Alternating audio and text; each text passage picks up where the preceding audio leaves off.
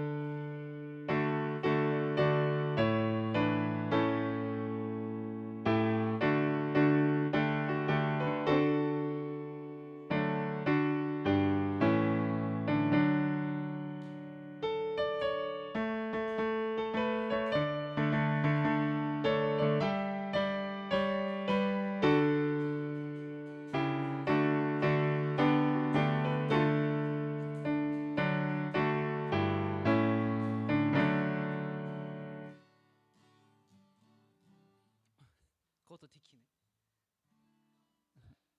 쥐키야? 그래? 디키라.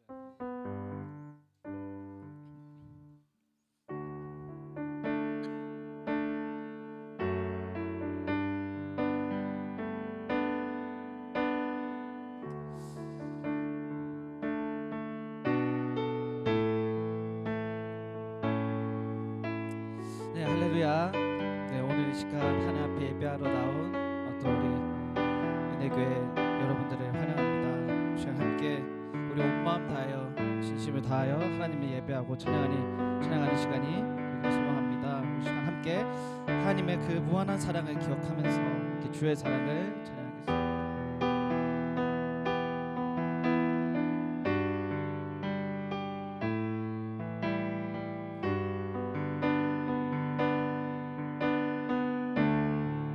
주의 사랑을 주의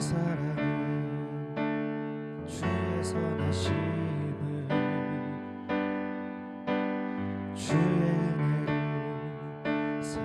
생각해보라. 하늘보다도 더 높으신 아버지의 사랑 크고 놀랍네.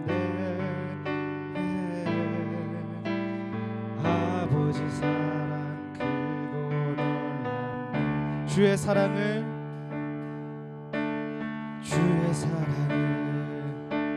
주의 선하심을 주의 은혜를 생각해보라. 하늘보다도 더 높으신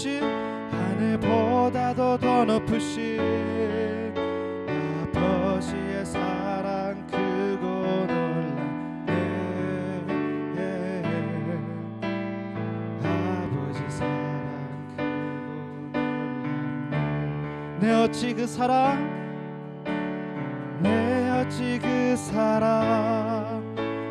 잊으리.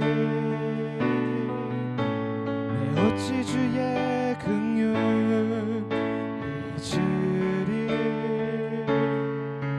내 영혼의 모든 소원 만족시킨 하나님. 주의 사랑을 주의 선하심을 주의 은혜를 생각해보라. 하늘보다도 더 높으신 아버지의 사랑 크고 놀랍네. 아버지 사랑 크고 놀랍네. 나 길 잃고 헤맬 때 나 길을 잃고 헤맬 때 그 사랑 날 찾아 내셨네. 내 영혼의 모든 소원 만족시킨 하나님. 주의 사랑을 주의 선하심을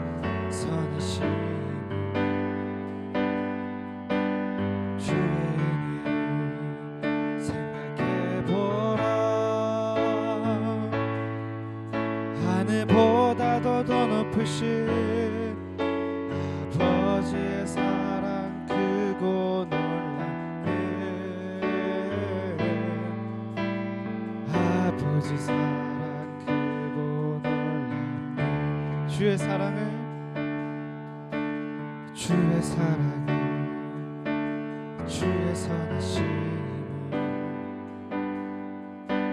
주의 은혜를 생각해보라. 하늘보다도 더 높으신 아버지의 사랑 크고 놀랍네. 아버지 사랑 크고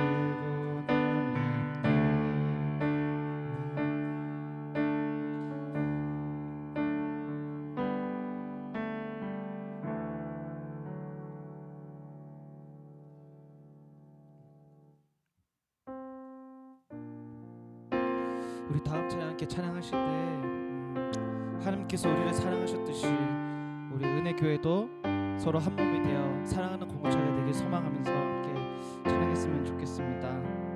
함께 지어서 가며 찬양하겠습니다.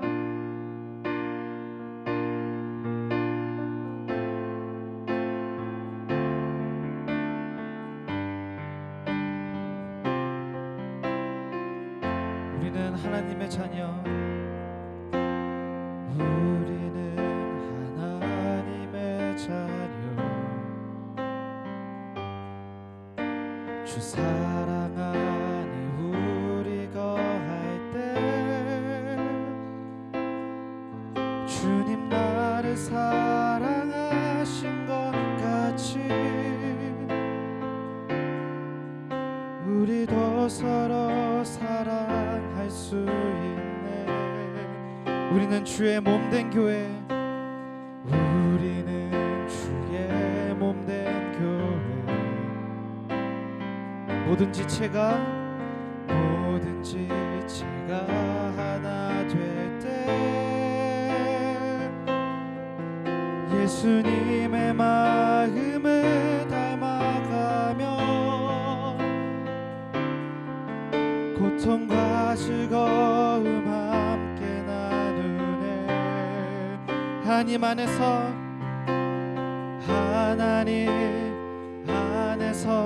우리 서로 이어져 주가 거하실 성전이 되네. 모퉁이돌 되신 예수와 하나 되게 하신 성령 안에 함께 지어져 가네. 오늘도 찬양하겠습니다. 우리는 하나님의 자녀, 우리는 하나님의 자녀. 주 사랑 안에 우리 거할 때 주님 나를 사랑하신 것 같이 우리도 서로 사랑할 수 있네. 우리는 주의 몸된 교회, 우리는 주의 몸된 교회. 뭐든지 제가 하나 될 때 예수님의 마음을 닮아가며 예수님의 마음을 닮아가며 고통과 즐거움 함께 나누네. 하나님 안에서 우리 서로 이어져 주가 거하실 성전이 되네. 모퉁이돌 되신 예수와 하나 되게 하신 성령 안에 함께 지어져 가네. 하나님 안에서 서로 이어져 하나님 안에서 우리 서로 이어져 주가 거하실 성전이 되네.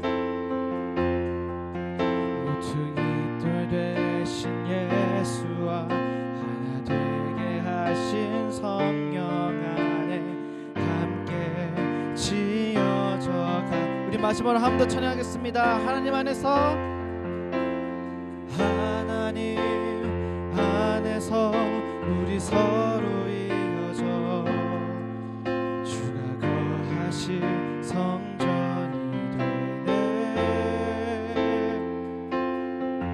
모퉁이 돌 되신 예수와 하나 되게 하신 성령 안에 함께 지어져 가네. 우리 한 시간 함께 기도하며 나아갑시다. 하나님께서 우리를 사랑하셨듯이 우리도 한 몸 한 가족이 되어서 서로 사랑하며 서로를 위하여 함께 살아가는 공동체가 되기를 소망합니다.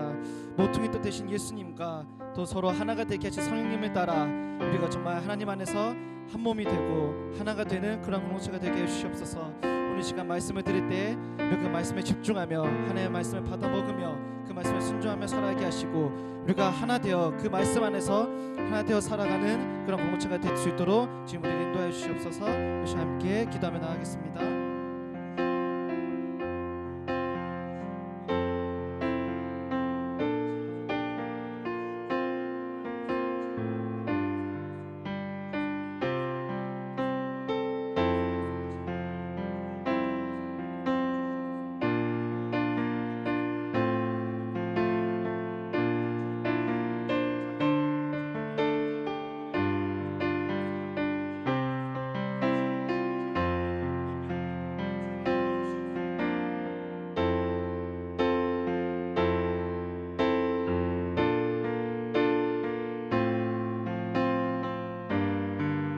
나아가며 예배하며 찬양하는 이 귀한 시간, 그들의 마음 가운데 치유와 회복과 능력이 나타나는 귀한 역사가 일어나게 하여 주시옵소서. 지어져가는 저희들 되게 하시며 우리 가운데 함께 하시는 하나님의 놀라운 역사가 이 시간 주님을 통하여 경배되게 하시고 이 시간 주님을 만나게 하시고 오늘도 찾아와 채우시는 하나님의 역사를 경험하는 저희들의 삶이 되게 하여 주시옵소서. 그리하여서 주의 말씀을 듣고 복음을 전하며 그리스도를 통하여 언제 어디서나 무엇을 하든지 하나님과 동행하는 자들로 삼아 주시옵소서. 이 시간 주의 성령으로 충만케 하사 예배 가운데 임하시는 은혜를 누리게 하여 주시옵소서. 예수 그리스도의 이름으로 간절히 기도드렸사옵나이다. 아멘.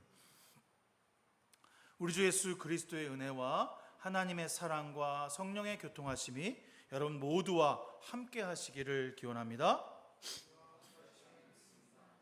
우리의 도움은 여호와 이름에 있습니다. 다 같이 하나님을 경배합시다.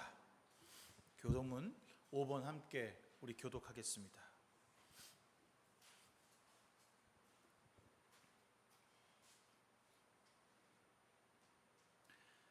여호와여, 우리 주여, 주의 이름이 온 땅에 어찌 그리 아름다운지요. 주의 대적으로 말미암아 어린아이들과 젖먹이들의 입으로 권능을 세우시며 주의 손가락으로 만드신 주의 하늘과 사람이 무엇이기에 주께서 그를 생각하시며 그를 하나님보다 조금 못하게 하시고 주의 손으로 만드신 것을 다스리게 하시고 만물을 그 발 아래 두셨으니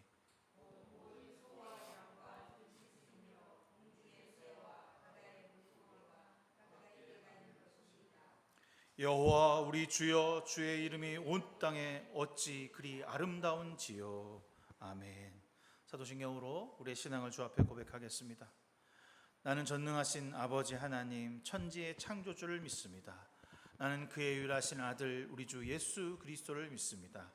그는 성령으로 잉태되어 동정녀 마리아에게 나시고 본디오 빌라도에게 고난을 받아 십자가에 못 박혀 죽으시고 장사된 지 사흘 만에 죽은 자 가운데서 다시 살아나셨으며 하늘에 오르시어 전능하신 아버지 하나님 우편에 앉아 계시다가 거기로부터 살아있는 자와 죽은 자를 심판하러 오십니다.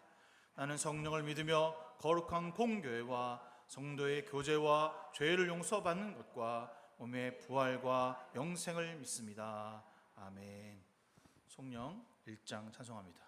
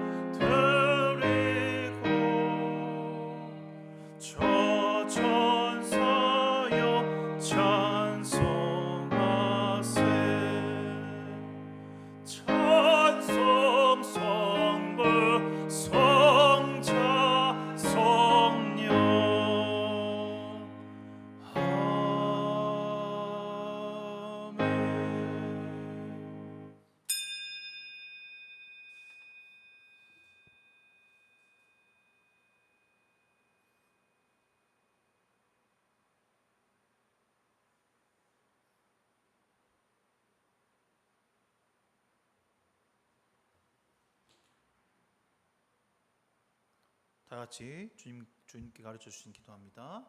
하늘에 계신 우리 아버지, 아버지의 이름을 거룩하게 하시며 아버지의 나라가 오게 하시며 아버지의 뜻이 하늘에서와 같이 땅에서도 이루어지게 하소서. 오늘 우리에게 일용할 양식을 주시고 우리에게 잘못한 사람을 용서하여 준 것 같이 우리의 죄를 용서하여 주시고 우리를 시험에 빠지지 않게 하시고 악에서 구하소서. 나라와 권능과 영광이 영원히 아버지의 것입니다. 아멘. 찬송가 353장 찬송하겠습니다.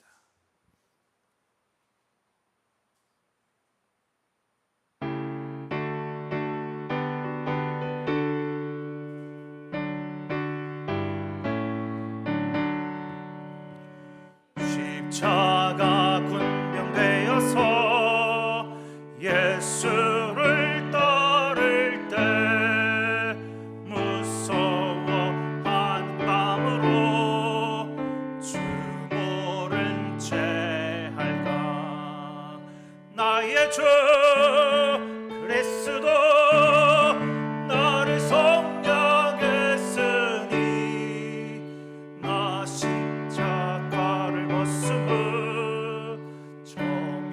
저멸류관 쓰리. 무성 높이를 흘리며 큰 싸움 하는데 나 어찌 편히 누워서 상 받기 바랄까. 나의 주 그리스도 나를 속량했으니 나 십자가를 벗으므 저멸류관 쓰리. 이 죄악 많은 세상에 수많은 원수들 날 유혹하고 해치나 나 주만 따르리. 나의 주 그리스도 나를 속량했으니 나 십자가를 벗으므 저멸류관 쓰리. 나 멸류관을 쓰려고 몸 바쳐 싸울 때 주 내게 용기 주시사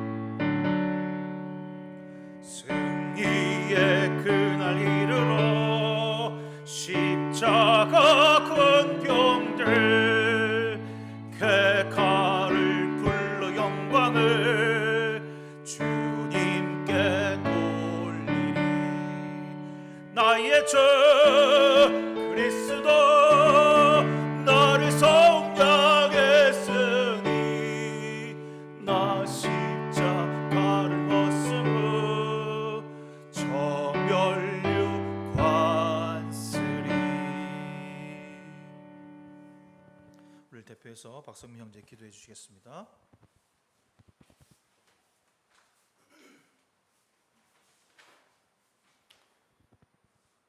다 같이 기도하시겠습니다. 우리의 창조주이신 하나님 아버지, 오늘도 당신의 계획하신 것에 동참할 수 있어 감사드립니다. 모든 것을 주관하시는 하나님을 경배하며 나아가길 원합니다. 각자의 일생을 통하여서 우리가 어떤 존재인지 알고 결국 오직 하나님만이 우리의 구원임을 깨닫게 해주신 것에 감사드립니다. 또한 이 귀한 예배의 자리를 초대해 주시고 교회 안에서 교제할 수 있도록 해주셔서 감사드립니다. 이 교제를 통하여서 하나님 당신과 더 친밀한 교제를 할 수 있도록 하여 주시옵소서. 완전하신 하나님, 여전히 우리는 스스로 나가길 원하고 모든 능력이 자기로부터 나온다는 것으로 자만함을 느끼며 살아갑니다. 모든 능력은 하나님으로부터 나온다는 것을 깨닫기 원합니다. 우리의 힘으로는 아무것도 할 수 없다는 것을 깨닫기 원합니다. 또한 하나님께서 이루신 공동체 안에서 의심과 나태함과 옳지 못한 판단으로 타인을 정죄하고 세상의 것들에 저항하지 못하고 나아갔습니다. 하나님, 그럼에도 완전하지 못한 저희가 믿음과 신뢰를 찾아가길 원합니다. 현실성이 없는 것들이라도 믿음으로 나아가 참된 그리스도인이 되게 하시고 한 명 한 명 모두가 믿음을 잃지 않는 굳건한 성도가 되게 하시고 우리 공동체가 한 집단이 아닌 사랑의 공동체를 이루어갈 수 있도록 하여 주시옵소서. 무엇보다 한 마음으로 하나님을 찬양하고 경배하는 공동체가 되게 하여 주시옵소서. 하나님, 춘천 지역에 위치한 캠퍼스의 복음화도 회복시켜 주시옵소서.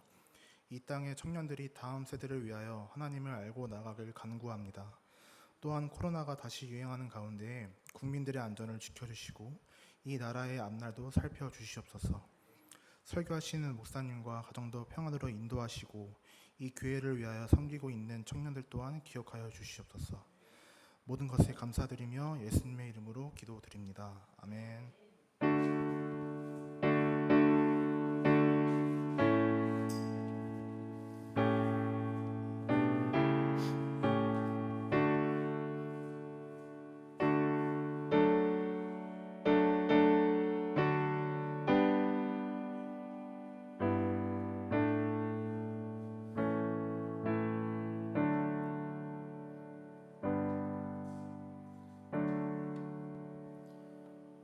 오늘 우리에게 주시는 하나님의 말씀은 열왕기하 1장 13절에서부터 18절까지의 말씀입니다.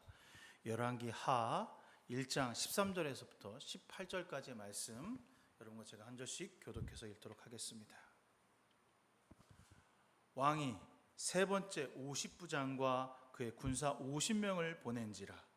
셋째 50부장이 올라가서 엘리야 앞에 이르러 그의 무릎에 꿇고 엎드려 간구하여 이르되, 하나님의 사람이여, 원하건대 나의 생명과 당신의 종인 이 50명의 생명을 당신은 귀히 보소서. 다시 시작.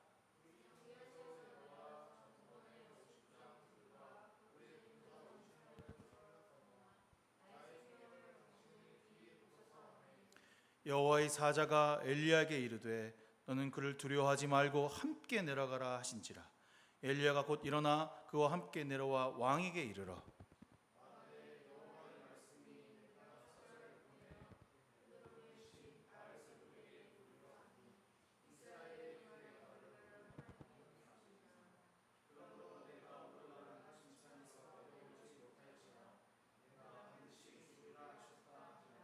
왕이 엘리야가 전한 여호와의 말씀대로 죽고 그가 아들이 없으므로 여호람이 그를 대신하여 왕이 되니 유다 왕 여호사밧의 아들 여호람이 둘째 해였더라.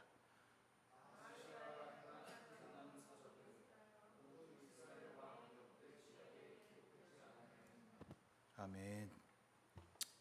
네, 오늘부터 여러분들과 10월 달까지 열왕기 하의 말씀을 가지고 이야기를 나눌까 합니다.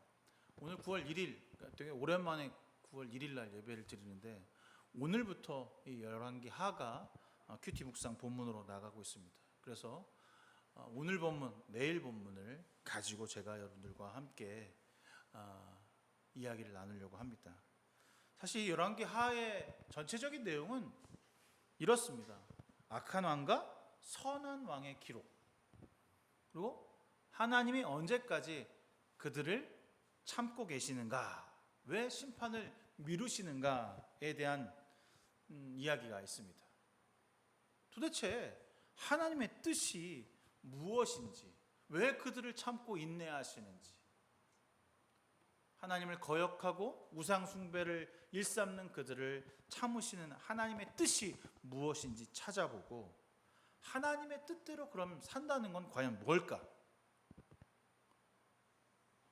왜 우리는 하나님의 뜻을 따라 살아가는 삶을 살아가야 하는가 하는 의구심과 의문점을 가지고 여러분들이 열왕기 하를 찬찬히 살펴보고 은혜를 나누는 시간이 되었으면 좋겠습니다. 1장 첫 시작은 이렇습니다. 여러분 보이시는 대로 1절에 보면 아합이 죽은 뒤에 라고 되어 있습니다. 아합이 죽은 뒤에. 여러분, 아합은 어떤 왕인가요? 아합이라고 하는 왕, 우리가 알고 있는 이 아합이라고 하는 왕은 북이스라엘에서 가장 악한 왕이다 라고 우리는 알고 있습니다. 북이스라엘에서 가장 악독한 왕. 그런데 사실 역사적으로 보면 그렇지는 않습니다. 그의 통치 기간이 무려 44년간이었습니다. 북이스라엘 왕, 이 시대 위에 오므리 왕 이전의 시대를 보면 대부분 반정과 반역에 의해서 채 1대와 2대를 넘기지 못하고 계속 혼란스러웠습니다. 왜냐하면 누가 왕이 되어야 될지를 제대로 정하지 않았기 때문에, 또 왕이 되면 잘라서 죽이고 그 다음 사람 뭐 독약을 먹이고 밥에다 타고 막 반정을 일으키고 이랬어요. 근데 그의 아버지 오므리가 왕권을 잡은 이후에 아주 오랫동안 이 아합은 통치를 했다는 거죠. 이건 무엇을 말하는 걸까요? 북이스라엘에서 가장 통치를 잘한 왕이 바로 아합이었다는 것입니다. 혼란스러운 전국을 어떻게 했습니까? 안정을 시켰죠. 막 일어나는 장수들의 마음이나 상태를 탁 하고 그들을 사로잡았다는 겁니다. 이걸 우리나라 말로 뭐라고 하죠? 조선시대 왕권 강화라고 합니다. 반정을 꾀하는 무리를 사로잡아 죽이고 평화로운 왕국을 건설했습니다. 이뿐만 아니라 이웃 나라들과 매우 돈독한 관계를 맺었습니다. 외교적으로도 아주 순리에 따라서 어떻게 해야 하는지를 알았습니다. 강자에게는 약하고 약자에게는 강했습니다. 그러니까 백성들이 먹고 살기 좋은 나라를 만드는데 그는 매우 큰 일을 감당했죠. 우리가 알고 있는 이스라엘을 여러분들 만약에 성지순례를 가게 된다면 이스라엘에 많은 수많은 유적들이 있습니다. 그 유적들의 대부분이 아합 시대에 만들어져 있는 것입니다. 솔로몬이 세운 무기또나 아마겟돈 그런 것들이 아니라 대부분 아합 시대에 건축한 건축물이라는 사실입니다. 그는 처음에 아람, 지금으로 하면 시리아 정도 되겠죠? 그곳과의 전쟁에서 패했지만 선지자의 말을 듣고 군사를 잘 양육시켜서 아람과의 전쟁에서 우위를 점하고 그들과 협상해서 우리가 강력한 나라라고 하는 힘을 보여주었습니다. 그러니까 아주 어떻게 보면 하나님의 입장에서는 모르겠지만 백성들의 입장에서는 이 아합이라고 하는 왕은 정말 괜찮은 왕인 거예요. 북이스라엘 전체를 통일화시켰고 많은 건축물을 세워서 남들이 침범하지 못하게 했다는 거죠. 훌륭한 왕이었습니다. 역사에 오므리 왕이라고 하는 말이 등장할 정도입니다.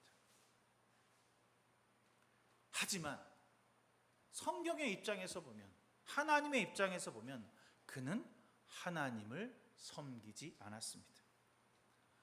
자신의 외교적 역량을 펼치기 위해서 맞아들였던 이세벨을 통해서 수입된 바알신과 페니키안들이 만들어 놓은 신들의 조각상을 수입했고 황금 송아지를 만들고 성전에다 가져다 놓고 하나님을 보시기에 정말 악한 행동을 일삼는 것을 빼고는 그는 가장 강력한 왕국을 튼실하게 건설한 왕이었습니다.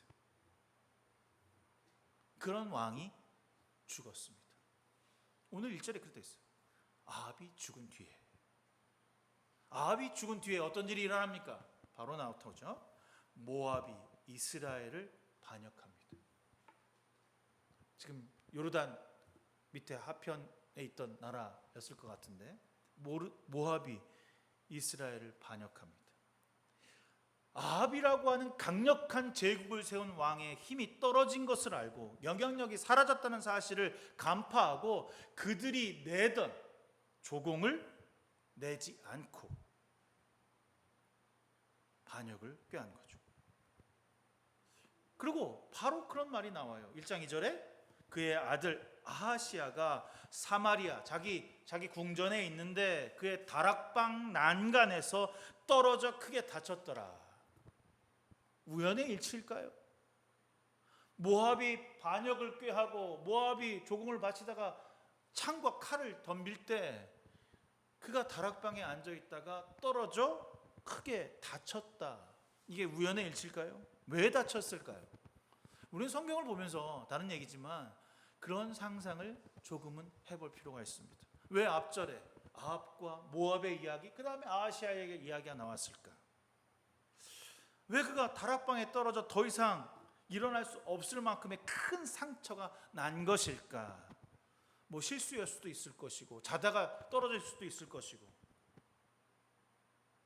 도대체 왜 그랬을까?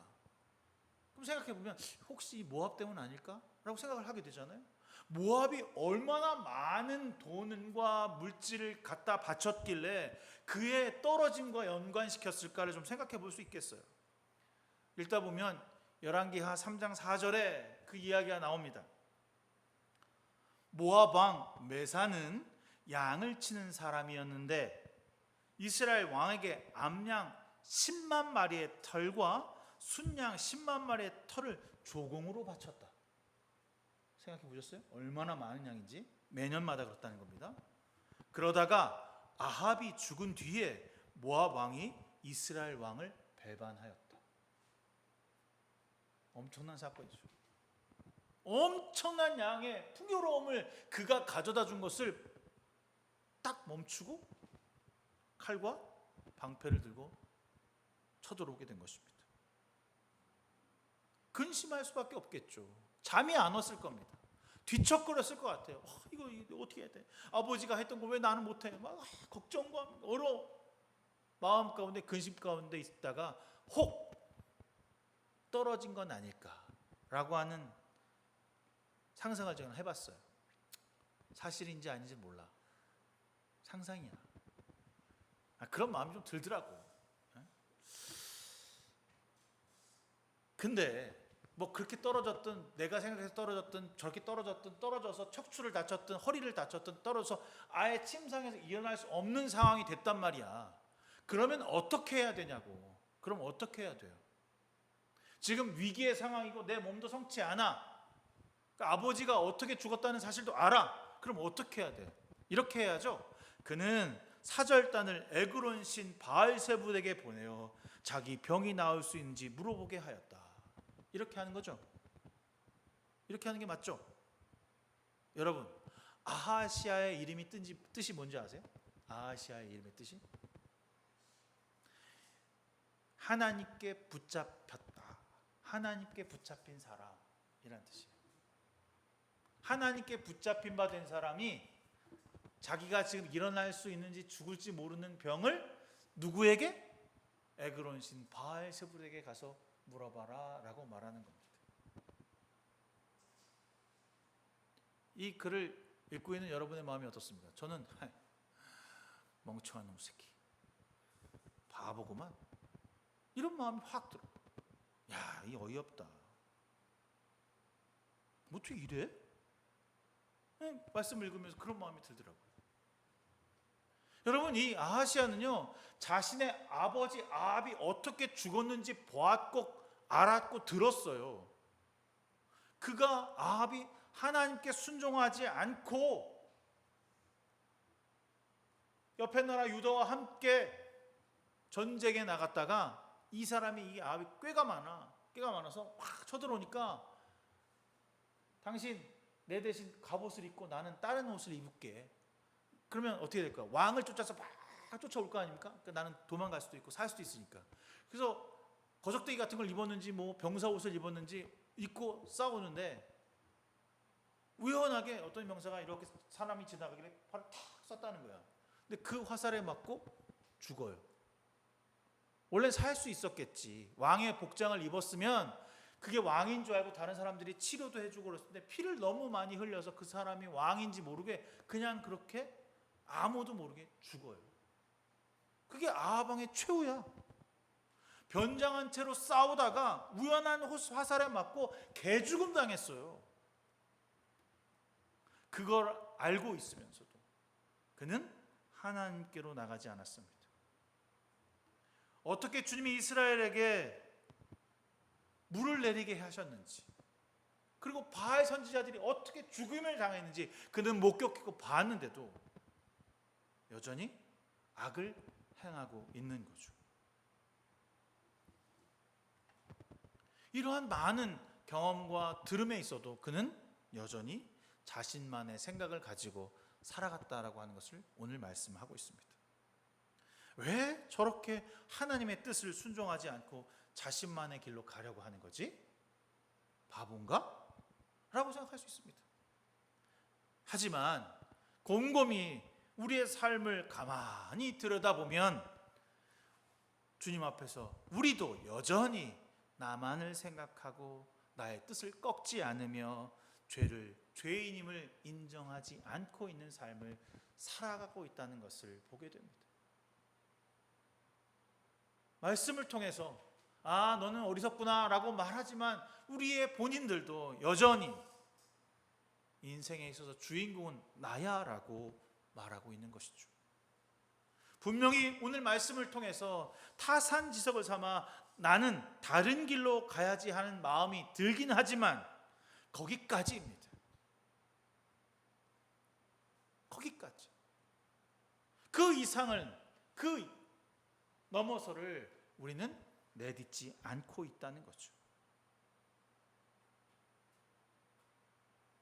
분명히 하나님의 뜻입니다 라고 하는 사실을 알고 깨달았고 바라보고 인정하고 수용했지만 그렇게 살아가지 않고 있습니다. 여전히 그것은 그것대로, 나는 내 뜻대로 살아갑니다. 어리석지만 본대로, 느낀 대로, 내가 원하는 대로 살고자 애쓰고 있는 것은 아닌지 돌아봐야 합니다. 우리 생각해보면 하나님의 뜻이라고 하는 것은 정말 쉽고 간단한 것 같지만 이 길은 정말 어려운 것입니다. 누가 봐도 아시아의 길은 어리석은 것을 분명히 보았지만 그 길을 하나님의 뜻대로 살아가는 것은 정말 쉽지 않은 거죠. 왜 그럴까요? 왜 그렇습니까? 우리의 삶의 전체를 바꾸는 일이기 때문에 그렇습니다. 하나님의 뜻을 실천하고 순종하는 것은 우리의 삶을 전적으로 모든 것을 변화해야만 가능한 것이죠. 주변이, 사람들이 나를 버리고 나를 외면할 때 우리는 실망하거나 우울하기 위해서, 그것을 극복하기 위해서 정말 많은 노력을 합니다. 물어보고, 살피고, 돌아보고, 나의 자존감을 높이기 위해서 어떤 실력을 쌓고 외모를 가꾸고 누가 봐도 나를 무시하지 않도록 많은 시간과 돈을 사용합니다. 하지만 세상은 가차없이 우리를 여전히 외면하고 버릴 것입니다. 여러분, 그때마다 우리는 무엇을 찾게 됩니까?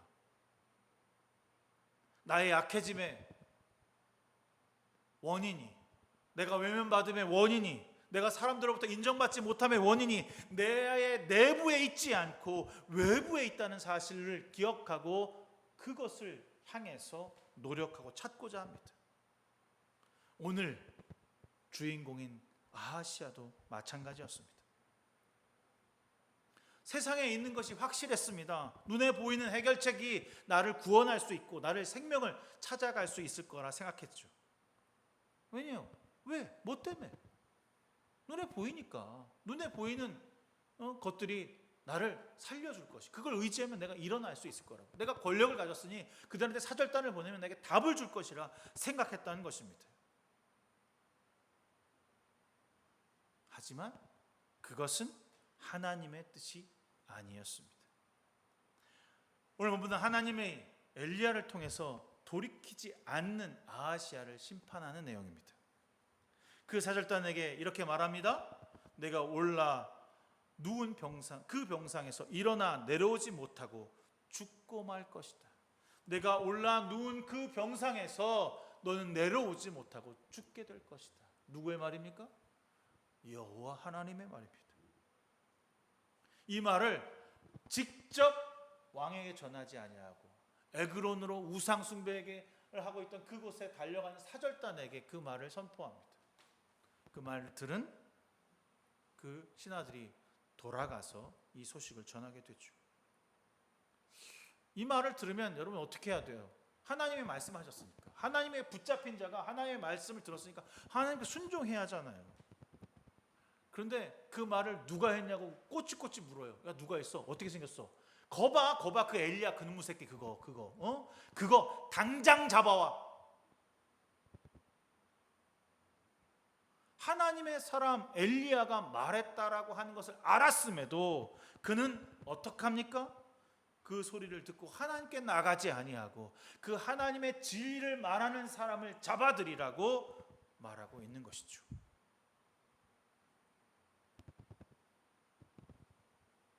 그의 행동은 분노였고 그의 행동은 거침없는 세상의 사람들과 똑같이 행동하는 것이었습니다. 군사들을 보내어 엘리야를 잡으라고 말합니다. 몇 명을 보낸 줄 아세요? 그 한 사람 잡으려고 50명을 보냅니다. 50명을 보냈는데 엘리야가 어디냐면 산꼭대기에 이렇게 있어요. 산꼭대기에 이렇게 있고 50명이 있어. 그럼 어떻게 하면 돼? 어떻게 하면 돼? 올라가서 잡아오면 되잖아.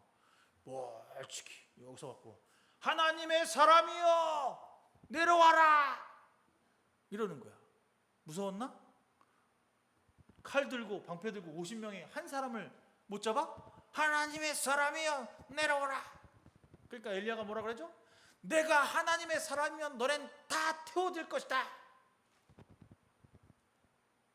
싹 불탔어요. 첫 번째는 그럴 수 있어. 첫 번째는 그럴 수 있어.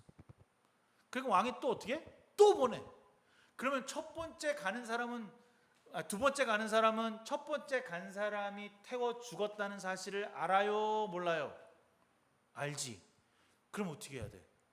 몰래 가야지. 몰래 가갖고 밤에 가갖고 싹 잡아와야지. 어떻게 한 거야? 똑같이 했어. 하나님의 사람이여 내려와라. 그럼 어떻게 돼? 뻔하지. 불에 타 죽는 거지. 나는 첫 번째, 두 번째, 세 번째까지 중에 제일 어리석은 내가 두 번째라고 생각해. 나 이 밑에 있었으면 난 죽었을 거 아니야. 내가 50부장 부하인데 두 번째 부하야. 첫 번째가 들었어.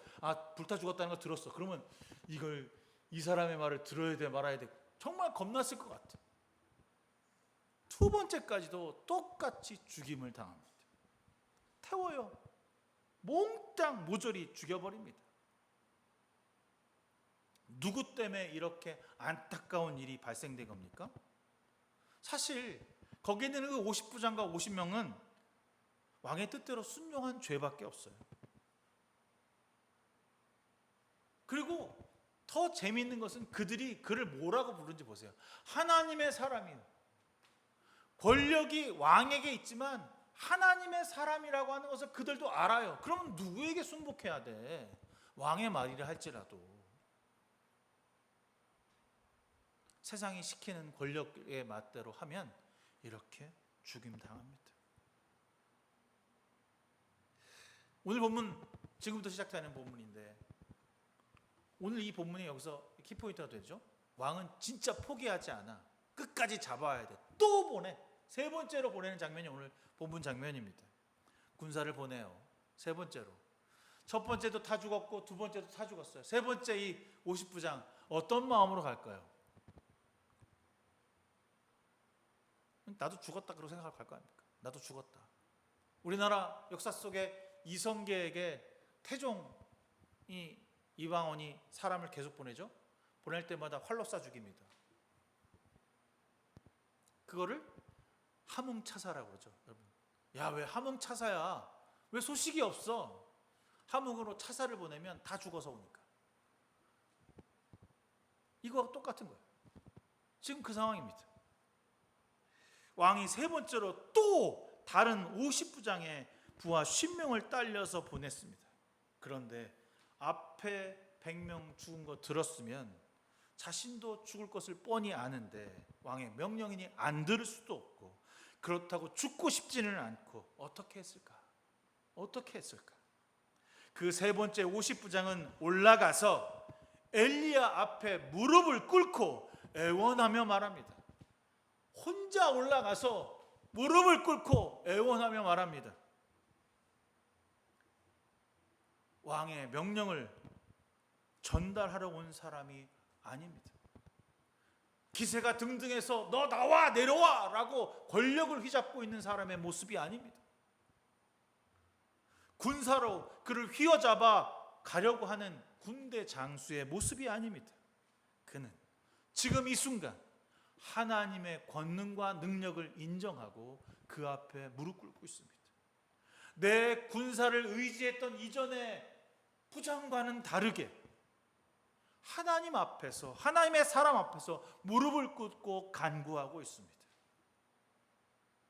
사랑하는 성도 여러분, 여러분에게 있어서 하나님의 사람은 누구입니까?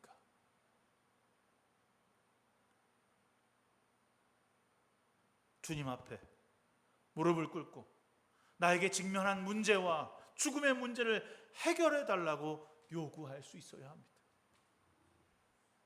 세상이 말하는 대로 살아가는 많은 휩쓸림 앞에, 그것이 맞다고 말하고 쫓아가는 사람들 앞에 그냥 그렇게 휩쓸려 가는 것이 아니라 하나님의 사람 앞에 무릎을 꿇고 예수 그리스도를 부르짖으며, 주님, 저를 살려주십시오. 저를 용서하여 주십시오. 저를 돌이켜 주의 사람으로 인정하여 주십시오 라고 외칠 수 있어야 하는 것입니다. 하나님의 사람이라고 하는 것을 부르며 인정하면서 여전히 나의 뜻을 관철하기 위해 주변의 세력을 모으고 그들을 믿고 그들을 의지하며 그들을 대동해서 내 뜻이 진짜라고 말하고 있는 것은 아닌지 돌아봐야 합니다. 그러면 우리는 죽음을 면할 수 없습니다. 그러면 우리는 심판을 피할 수가 없습니다. 세 번째로 올라간 50부장은 그가 진짜 하나님의 사람이라고 하는 사실을 알고 있었습니다. 어떻게 이전에 자신의 동료들이 죽임을 당했는지 그는 들었습니다. 그래서 간과하지 않고 힘이 아닌 순종을 택한 것입니다. 주님 앞에 항복을 한 거죠. 나의 생명의 주관자가 왕이 아니라 하나님이심을 그는 깨닫고 그 앞에 엎드려 자복했습니다. 우리도 그러해야 합니다. 솔직히 주님 앞에 고백해야 합니다. 주님 앞에 우리의 자신의 연약함과 두려움과 역경과 여전히 세상을 좋아하는 우리의 마음을 내려놓고 고백해야 합니다. 아하시아도 그가 단번에 하나님의 사람이라고 하는 사실을 들었고 알았다면 그는 무력으로 내 뜻대로 하기 위해서 그를 잡아와서는 안 되었습니다. 그 자리에서 내가 그 침상에서 돌아오지 못하고 죽을 것이라는 그 소리를 듣고 자신의 잘못을 회개하고 돌이키고 참회하는 시간을 가졌더라면 그는 그것이 하나님의 뜻이라고 하는 사실을 발견하게 됐고 하나님의 뜻을 돌이키는 결과를 가져올 수 있었을 텐데 그는 여전히 자신의 인생은 내 것이고 내 권력을 내 마음대로 휘둘릴 수 있다라고 하는 자만감 때문에 죽임을 당하게 됩니다. 여러분, 하나님의 뜻이 과연 무엇입니까? 우리가 말하는 대로 하나님의 뜻은 내 삶의 주인이 내가 아니라고 하는 것을 인정하는 것입니다. 내 생명의 주권자가 내가 아니라 하나님이라고 하는 것을 인정하고 순종하는 것입니다. 오늘 본문에 그때에 어느 때에 그 50부장이 엘리야 앞에 무릎을 꿇고 간구할 때에 그때에 주님의 천사 엘리야가 말하였다. 엘리야에게 말하였다. 그와 함께 내려가라. 그 사람을 두려워하지 말라. 여러분, 엘리야가 그 전에 100명 군대를 가진 사람을 죽인 게 아니라 하나님이 하셨다는 사실을 발견하게 되는 부분이죠. 그러니까 그 무릎 꿇고 간구한 그 목소리를 엘리야가 들은 게 아니라 하나님이 세 번째로 올라온 50부장의 말을 들으셨던 것입니다. 여러분, 우리는 어떻게 해야 합니까? 우리는 이 세상에 살아가면서 어떻게 해야 하나님의 뜻을 실천하는 자로, 말하는 자로, 우리의 생명이 주님께 있다라고 고백하는 자로 살아가는 것입니까? 하나님 앞에서 나 자신을 낮추고 자비를 베풀어 달라고 엎드리고 무릎 꿇어야 합니다. 하나님 앞에서 겸손히 자비를 구한 50부장은 살아났지만 여전히 끝까지 나의 권력만 믿고 있던 아하시아는 끝내 살아 돌아오지 못하고 목숨을 거두고 계십니다.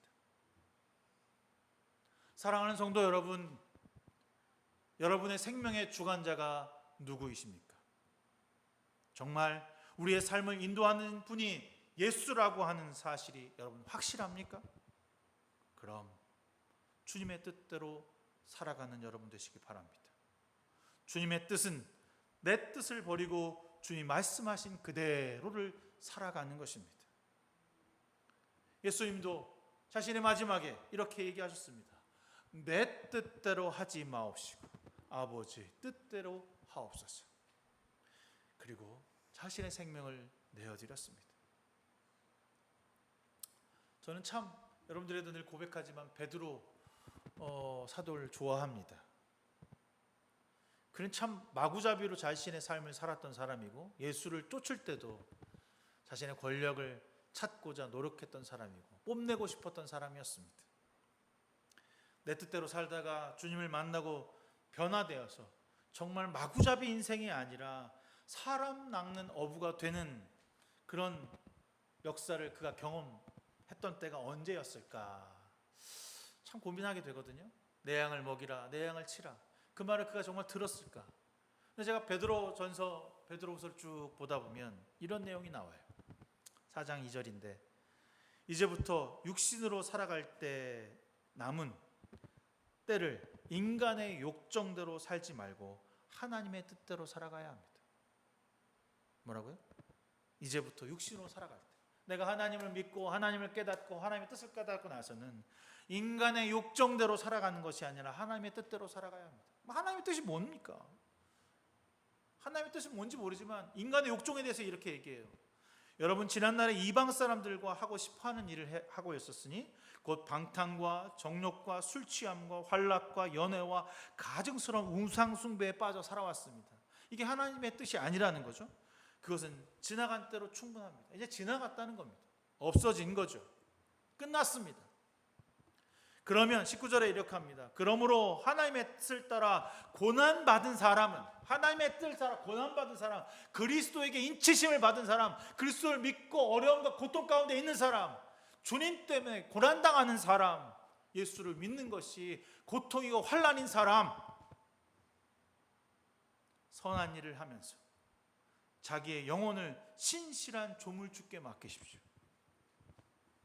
주님께 우리의 영혼을 맡기는 삶을 살아가는 것, 그것은 과연 무엇일까요? 베드로는 자신이 예수님께 받았던 그 말씀을 통해 이렇게 얘기합니다. 여러분 가운데 있는 하나님의 양떼를 먹이십시오. 억지로 할 것이 아니라 하나님의 뜻을 따라 자진하여 하고 더러운 이익을 탐할 것이 아니라 기쁜 마음으로 하십시오. 베드로 전서 5장 2절의 말씀입니다. 여러분, 주님을 믿는 것이 강제입니까? 습관입니까? 아니면 어쩔 수 없이 지옥 가기 싫어서 해야 하는 부적과 같은 이후의 보험입니까? 사랑하는 성도 여러분, 하나님의 뜻을 살아가는 주님의 사람으로 매일마다 거듭나는 하루가 하루가 되길 소망합니다. 그리하여서 정말 우리가 하나님의 뜻이 무엇인지, 내 뜻이 아닌, 세상의 뜻이 아닌 하나님의 뜻을 발견하는 삶이 되었으면 좋겠습니다. 내 시간을 들이매, 내 물질을 들이매 그저 그렇게 습관적으로 어쩔 수 없이 드려야 하는 삶이 아니라 하나님께 적극적으로 나아가 주의 뜻을 구하며 자발하여 나의 양떼를, 내가 섬기고자 하는 영혼들을 먹이고 입히는 일에 동참하는 저와 여러분 되기를 주님의 이름으로 축원합니다. 좋으신 하나님, 감사합니다. 오늘 주 앞에 나와 예배하며 찬양하는 이 귀한 영혼들에게 하나님의 뜻을 발견하고 하나님의 뜻 가운데 거하며 하나님이 말씀하시는 대로 살아가는 저와 사랑하는 귀한 성도들 되게 하여 주시옵소서. 모든 것 주님께 맡기며 예수 그리스도의 이름으로 간절히 기도드렸습니다.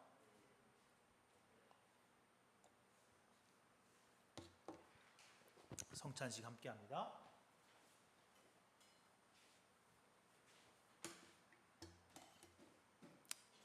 성찬식 본문 보세요. 여는 기도. 시작이시며 끝이 되시는 하나님께 찬양과 감사를 드립니다. 다시 처음부터 시작. 시작이시며 끝이 되시는 하나님께 찬양과 감사를 드립니다. 그리스도를 통하여 당신은 온 세상을 창조하신 분입니다. 그리스도를 통하여 주님은 세상을 보존하십니다. 빛의 역사를 위하여 하나님께서 낯을 만드셨고 몸과 마음의 쉼을 위해 밤을 두셨나이다. 이 시각 그리스도 안에 머무르게 하소서.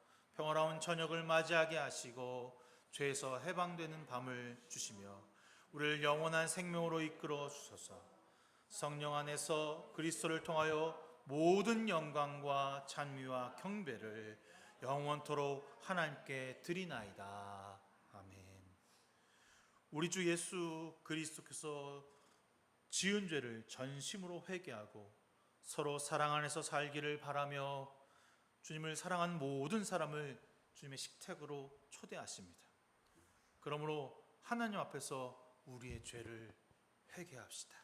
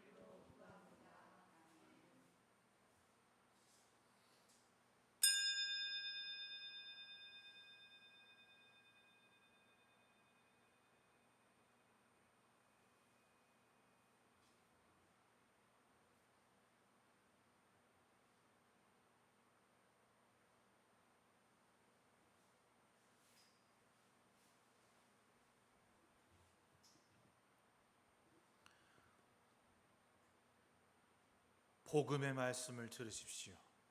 그러나 우리가 아직 죄인으로 있을 때 그리스도께서는 우리를 위하여 죽으심으로써 하나님께서 우리에게 주시는 사랑을 나타내셨느니라. 예수 그리스도의 이름으로 여러분은 용서받았습니다.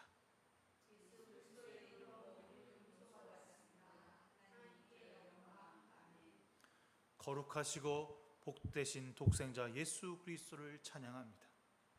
주의 성령으로 기름 부으사 가난한 자에겐 복음을 전하셨고 포로된 자에게 자유를 주시고 눈먼 자를 다시 보게 하시고 눌린 자를 자유롭게 하심으로 당신의 백성을 구원하려 오신 것을 알게 하셨습니다. 하나님께서 세상을 이처럼 사랑하사 독생자를 구주로 보내셨습니다. 모든 생명이 주께서 우리와 함께 하셨습니다. 주님은 죄인들과 함께 잡수셨고 고치셨고 가르치셨고 물과 성령으로 새롭게 하셨습니다. 영광이 주께 있습니다. 주님은 하나님의 뜻을 따라 자신을 낮추시고 십자가에 죽기까지 복종하셨습니다. 그리스도께서 죽으심으로 우리의 영원한 죄의 짐에서 벗었고 그리스도께서 부활하심으로 우리는 영생을 얻었습니다. 예수께서 잡히선 밤에 떡을 손에 드시고 감사 기도를 드리신 후에 떼어 제자들에게 주시며 말씀하셨습니다. 받아 먹으라. 이는 너희를 위해 주는 나의 몸이니 먹을 때마다 나를 기억하여라. 식후에 주님께서 잔을 드시고 감사 기도를 드리신 후에 제자들에게 주시며 말씀하셨습니다. 이 잔을 마시라. 이는 죄 사함을 얻게 하려고 많은 사람을 위해 흘린 새 언약의 피니 이를 행할 때마다 나를 기념하여라. 우리가 이 떡을 먹고 이 잔을 마실 때마다 예수 그리스도를 통해 행하신 전능하신 일들을 기억하면서 그리스도와 연합하여 신앙의 신비를 고백하면서 우리 자신을 찬양과 감사 가운데 거룩한 산 제물로 주께 드립시다.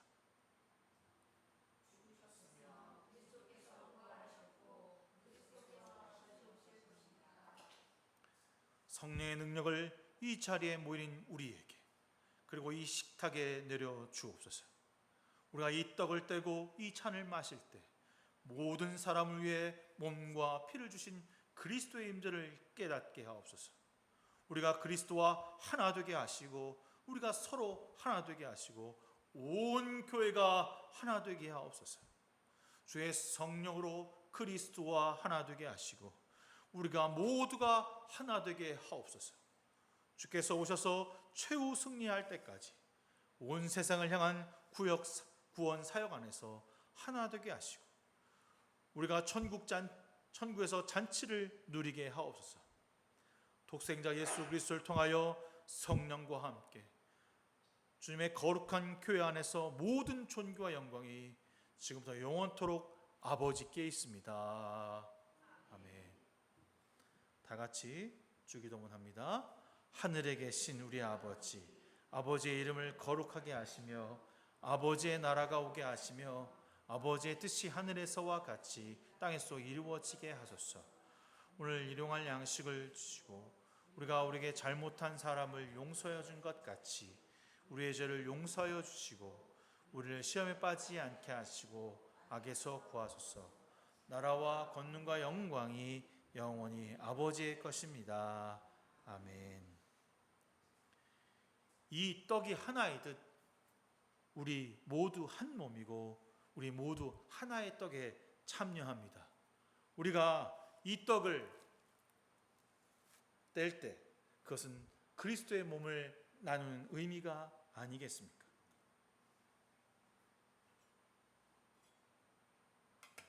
우리가 이 잔을 감사로 받을 때 그것은 그리스도의 피를 나누는 의미가 아니겠습니까?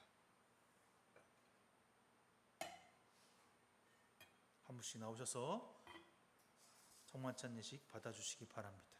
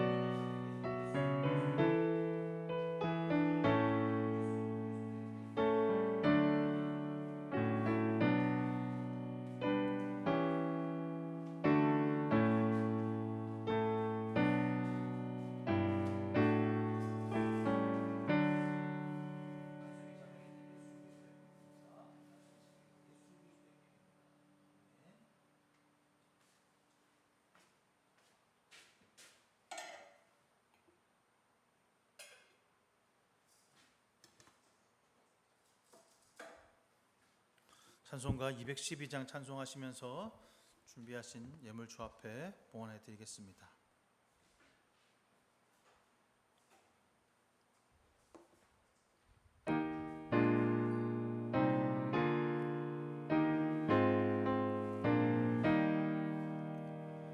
겸손히 주를 섬길 때 괴로운 일이 많으나 구주 연에게 힘 주사 잘 감당하게 하소서. 인자한 말을 가지고 사람을 가하시키며 갈 길을 잃은 머리를 잘 인도하게 하소서. 구주의 귀한 인내를 깨달아 알게 하시고 굳건한 믿음 주셔서 늘 승리하게 하소서. 너의 영광 비추사 소망이 되게 하시며 구주와 함께 살면서 참 평안 얻게 하소서.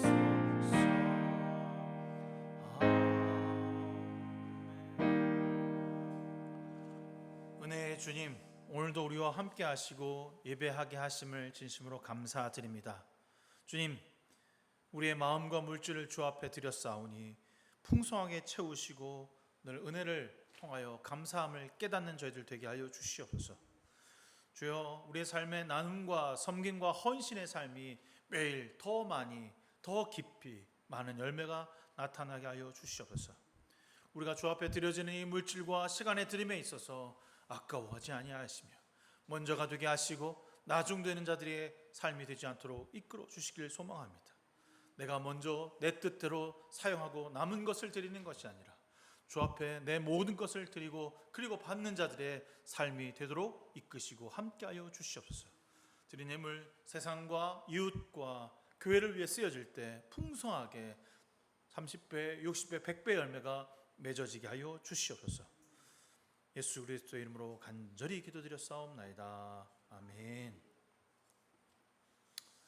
9월 1일 첫째 주 주일인데 오늘부터 여러분 큐티이거든요. 오늘 쉬시니까 집에 가서 본문, 오늘 본문이 1장 1절부터 12절까지입니다. 오늘 제가 설교해 드린 본문 앞본문이 되기도 하고 전체적으로 나누었던 내용이니까 한번 보시면서 큐티하는 시간 가졌으면 좋겠다는 말씀 드리고 내일 본문까지도 여러분께 쭉 말씀을 드렸으니까 이번 주에 잘 정리해서 해놓으면 큐티하는 게 어렵지 않을 것 같습니다. 그래서 열왕기 하 본문을 좀 이해하려면 열왕기 상을 조금은 읽어봐야겠죠. 그래서 읽어보신 후에 열왕기 하 본문을 함께 나누고 이야기했으면 좋겠습니다. 그래서 9월 주제를 하나님의 뜻이라고 하는 주제로 함께 나누고자 합니다. 잘 여러분들도 말씀 듣고 이해하고 좋은 시간 됐으면 좋겠습니다.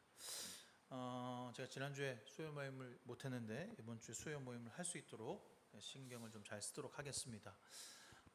오늘 점심은 나가서 밥을 먹도록 할 건데 메뉴는 끝나고 예배 끝나고 정하도록 그렇게 하겠습니다.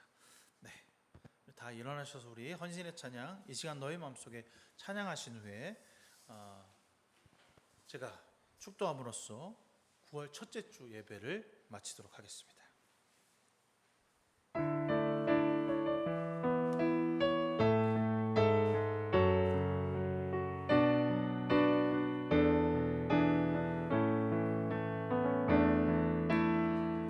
이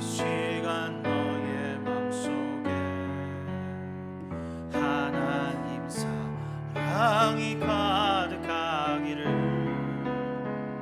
진심으로 기도해 간절히 소망해 하나님 사랑 가득하기를 하나님은 너를 사랑해 얼마나 너를 사랑하시는지 너를 위해 저 별을 만들고 세상을 만들고 아들을